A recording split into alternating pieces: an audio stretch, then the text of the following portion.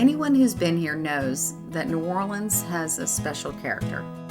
It's not your bright, shiny city full of concrete and skyscrapers, perfectly manicured lawns, and a coffee shop on every corner. No, it's dirty, full of color, gritty and graffiti laden, and those who get it know that that's all part of its charm. Dirty Coast, a New Orleans design company, has a t-shirt that I came across a few years ago. It says, La beauté d'un trépied. Loosely translated, it means the beauty of decay. Sure, we've got houses and schools and warehouses that are vacant, dreary, and covered in vines, but they all have beauty in them. The moss growing in the sidewalk cracks, the burst of color and outlaw art.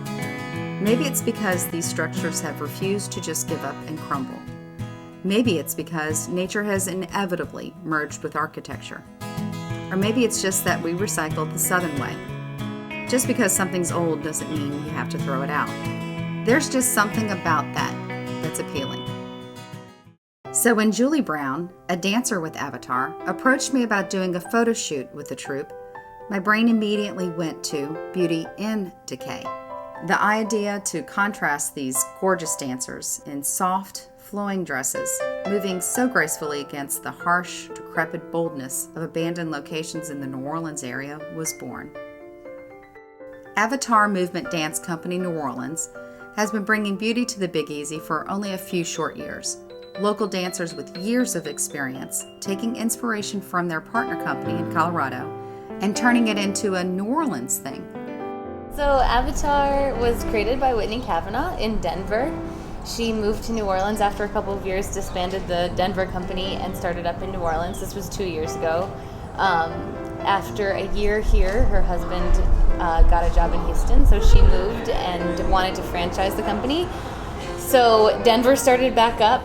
We kept the company here in New Orleans. I became the artistic director, and she's starting a company in Houston. So we all collaborate and try to do the same concepts with similar music, but then we bring our own artistic ability and creative license to it. So it turns out different in each place, but it has the same type of feel and the same creative threads through it. So this show that we're working on now is each piece is based on a movie.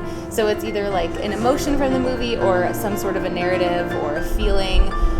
Some of the music comes straight from the movie, some of it's just other music, and we're all choreographing different pieces from it. So it's really such a collaborative, and it's so wonderful that we all get to bring ourselves to it. So we're trying to expand and hopefully be in festivals and stuff like that, but this is just our second season as a franchise, we're just starting to grow. The first location we chose was out on an old golf course. A former concession stand and restroom were perfect for us. That is, as soon as we chased off the guy that was using the abandoned bathroom to practice his flute.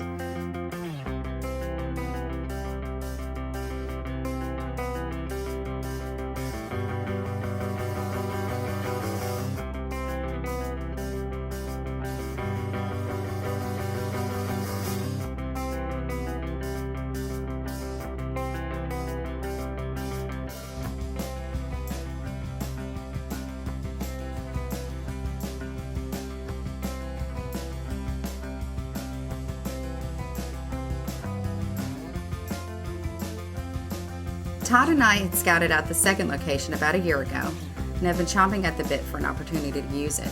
It's a former school that's now home to at least 2 squatters, and you can't tell it from the outside, but on the inside the photo opportunities are amazing.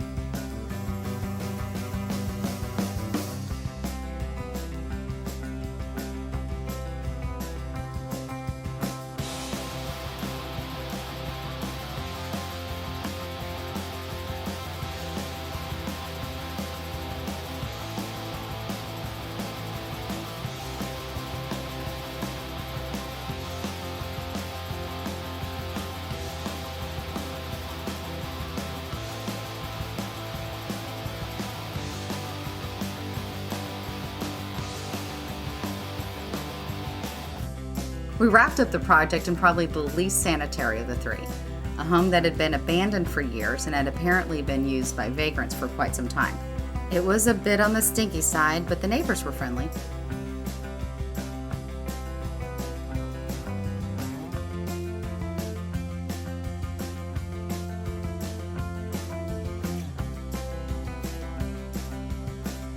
We were really lucky to find that the dancers that make up Avatar New Orleans are not only extremely talented, but they were also willing to go along with my shenanigans and fearlessly follow us into places where we probably shouldn't have been.